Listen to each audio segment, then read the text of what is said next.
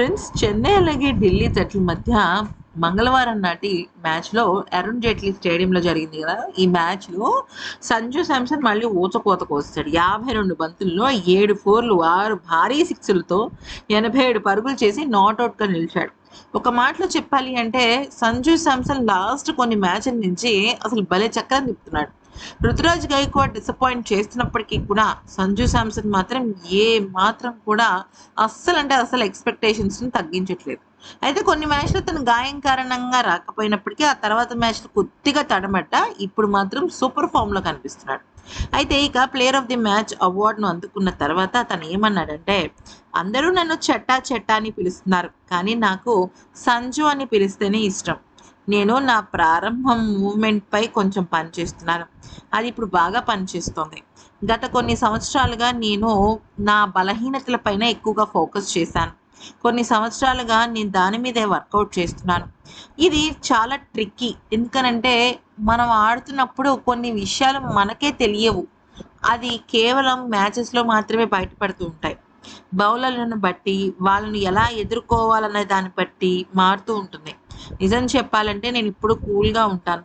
ఇప్పుడు మీరు నన్ను మైదానంలో ఎక్కువగా చూస్తున్నారు కాబట్టి నేను కూల్‌గా ఉన్నానని అనిపిస్తుంది. బయట గూడా నేను అలాగే ప్రశాంతంగా ఉంటాను. మనం చేస్తున్న స్కోర్ పిచ్ ఎలా ప్రవర్తిస్తుందో చూసుకుంటే పవర్ ప్లేలో 35 వచ్చినా కూడా మిడిల్ ఓవర్‌లో దాన్ని ఉపయోగించుకోవచ్చు. నేను సెంచరీ కోసం కొంచెం స్వార్థంగా ఆడాల్సి వచ్చేది. కానీ నేను మ్యాచ్ గెలుద్దాం అని అనుకున్నాను.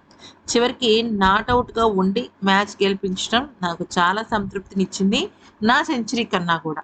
అయితే నేను ప్రాక్టీస్ చేస్తున్న సమయంలో ఎక్కువగా ధోని భయ్యాతో మాట్లాడడానికి ఇష్టపడుతూ ఉంటాను. అతనొక మూవింగ్ ఎన్‌సైక్లోపీడియా. అతనిలో తెలియకుండా ఎంతో కాన్ఫిడెన్స్‌ని మనం నింపుకోవచ్చు. ఎంత పెద్ద కష్టం వచ్చినా కూడా ఏముంది, ప్రతి కష్టానికి ఒక సొల్యూషన్ ఉంటుంది అని గట్టిగా నమ్మే వ్యక్తి ఆయన. ఆయన నమ్మడం మాత్రమే కాదు, ఆయన విషయంలో అంటే ఆయన జట్టుకు సంబంధించిన వాళ్ళు, ఆయన దగ్గరికి సలహా కోసం వచ్చిన ప్రతి ఒక్కళ్ళకి కూడా ఆయన ఇదే చెప్తారు.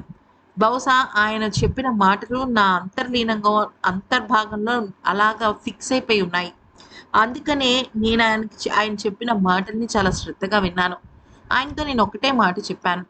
ఖచ్చితంగా జట్టు పోరాడి గెలుస్తుంది అని చెప్పాను. అంటే ఇక్కడ చాలా సందర్భాలలో ఆట ఆడలేని పరిస్థితుల్లో మ్యాచ్ ఓడిపోవడం వేరు. చివరి వరకు పోరాడి మ్యాచ్ ఓడిపోవడం వేరు. ధోని భయ్యా ఎప్పుడూ రెండో దాన్ని ప్రిఫర్ చేస్తారు. ఓడిపోవాల్సిన పరిస్థితి వస్తే. ఎందుకనంటే తప్పులు ఎక్కువగా ఉండటం, సిల్లీ మిస్టేక్స్ చేయటం ఆయనకు నచ్చదు. ఆటని చాలా అద్భుతంగా ఆడి, ఎక్కడో ఒక చిన్న పాయింట్ ఆఫ్ టైమ్‌లో ఆట ఓడిపోయినా కూడా ఆయన చాలా సంతృప్తిగా ఆటగాళ్ళని ఎంకరేజ్ చేస్తారు. బహుశా నేను ఆ పాయింట్ దగ్గర కనెక్ట్ అయ్యానేమో అనిపిస్తోంది. నాకు చాలా గొప్పగా అనిపిస్తాయి ఆయన మాటలు అంటూ చెప్పుకొచ్చాడు.